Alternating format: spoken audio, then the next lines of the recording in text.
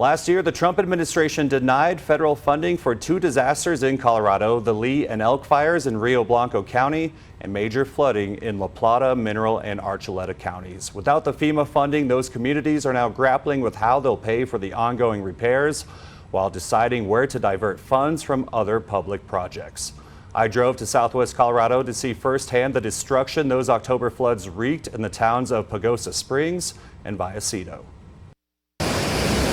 The damage was devastating. We're looking at multiple years to really finish the restoration efforts. In October 2025, the town of Pagosa Springs watched the San Juan River rise and keep rising. We're not going to be able to fully repair everything because we don't have the money. The river is a lifeblood of this small community of 1,800 people. We had our first round of collection was 4 times the size of this debris pile. The cleanup began immediately. We're now into June, and this pile behind me is still being added to.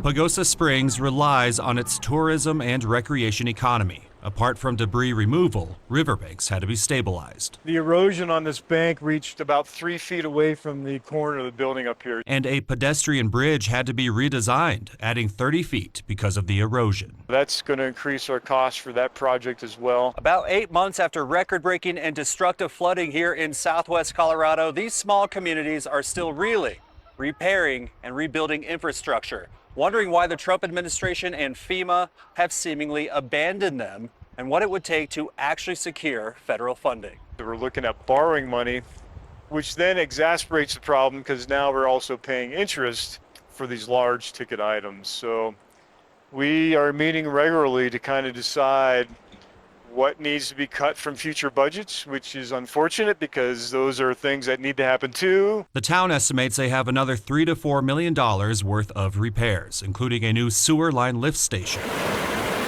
Near the town of Vallecito, neighboring La Plata County has to pull $1 million from other public projects to repair a flood-damaged county road. A lot of these homes in our area are very close to that riverbank, and so they were getting washed out. 2 homes had to be torn down due to them falling into the river. Back-to-back rainfall from the remnants of tropical storms Priscilla and Raymond triggered the flooding, bringing accumulations between 3 to 8 inches. Governor Polis requested a major disaster declaration, which was supported by a bipartisan coalition from all of Colorado's senators and representatives. If we had that FEMA funding, we'd be working a lot more diligently to take care of the other critical things we really need to take care of. When Colorado first applied for federal funding, FEMA validated damages totaling at least $13.8 million for the flooding and $27 million for the Lee and Elk fires. Those numbers expected to grow over time. Both the initial request and an appeal were denied by FEMA with little reasoning. And in a response to this report, FEMA still did not specifically state why the funding was denied. I don't think it's right to play games with funding. When counties, states are requesting funds, I think that there should be an equal opportunity no matter what color your state is. The second Trump administration has denied 30% of major disaster funding requests, a 90% increase from previous administrations dating back to 2001. Those I spoke to believe Trump and FEMA's funding denial was political in nature, punishing Colorado for not voting for him. Making America great again, it didn't happen for Archuleta County in regard to this disaster that occurred.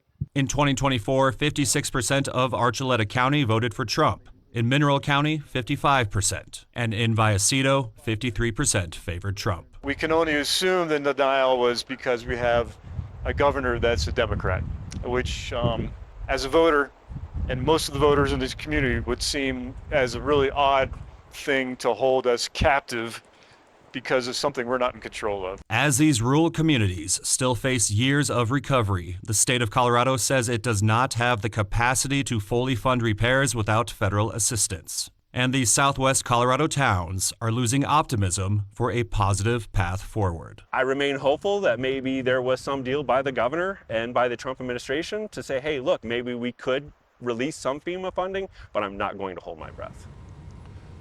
The governor's office does tell me the state is unable to appeal the denial again. And the final message the town of Pagosa Springs and other communities had for our viewers is that the town and region are open, they welcome everyone, and they want you to come visit, and they need your support.